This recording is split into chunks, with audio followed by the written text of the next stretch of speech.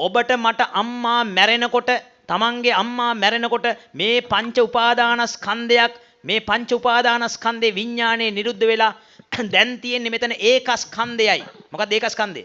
රූපස්කන්ධය පමණයි කියලා විදර්ශනාත්මකව දකින්න මලගෙදර බෑංගිරි ගඟහ අඬන්න ඒ ඇඬීම නතර වෙන විදියට දැන් අපි දන්නවා පටාචාරාවගේ දරුව මැරුණාට පස්සේ කිසා ගෝතමියගේ දරුව මැරුණාට පස්සේ බුදුරජාණන් වහන්සේ කමටහන් දීලා ඒ උත්තමාවියෝ රහත් වෙලා සසර දුක කෙලවර කරගත්තා.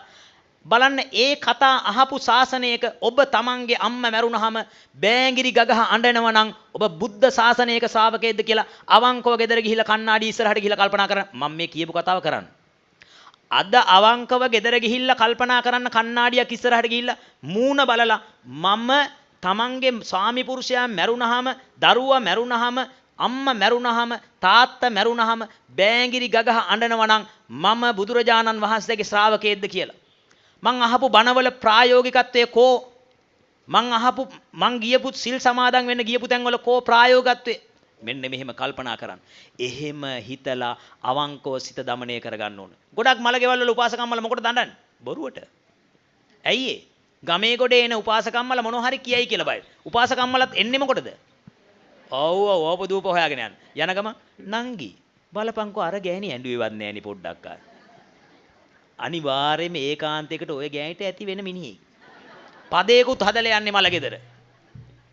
ඒ සම්මගේ රත්තරන් අම්මලා මින් මනතට මොන කෙනා මොන කතාව කිව්වත් මලගෙදර විදර්ශනා කරනවා මිසක මලගෙදර අඬලා. දැන් අපිට කියනවා අනේ ස්වාමීනි තාත්තට පින් ටිකක් අනුමෝදන් කරන්න බැරිද? අඬ කියන්නේ. දැන් මෙවුන්දලා ගෙදර හොඳටම අඬලා මලගෙදර 7 දවස් නම් දවස් 7ම අඬලා පෙට්ටිය උස්සගෙන යන්න හදනකොට පෙට්ටිය බදාගෙන කියනවා ගෙනියන්න එපා. තියලා යන්න ඕනේ තාත්තෑරලා. නේ?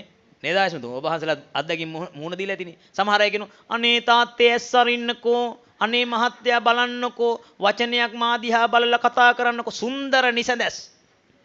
බොරු. ඔයගොල්ලෝ ජීවිතේට දැකලා තියෙනවද මැරිච්ච මිනිහෙක් ඇස් අරිනවා? නෑ. ඇස් ඇරියොත් දුවන උපාසකම්ම ගම හරහා. නිකන්වත් මලමිනිය ඇස් ඇරියොත් දුවනවා. බොරුව නවත්තන්න. මේ බොරුව නවත්තලා විදර්ශනාත්මකව දකින්න මේක. සත්‍ය දකින්න, සත්‍යයට මූණ දෙන්න. දුකයි කනගාටුයි තමයි. ඇඬෙන්න පුළුවනි. හැබැයි අඬලා බොරුවට නිසඳස් කියන්නේ. දුකට මටත් කඳුළු වෙන්න පුළුවනි. හැබැයි කඳුළු ආවට කඳුළු සංගවාගෙන විදර්ශනාත්මකව දකින්න අපි හිත හුරු කරලා තියෙනවනේ මගේ අම්මා. අර බොරුවට ලෝකයාට පේන්නේ මේ සෝ ටික කරන එක නතර වෙන්න ඕන.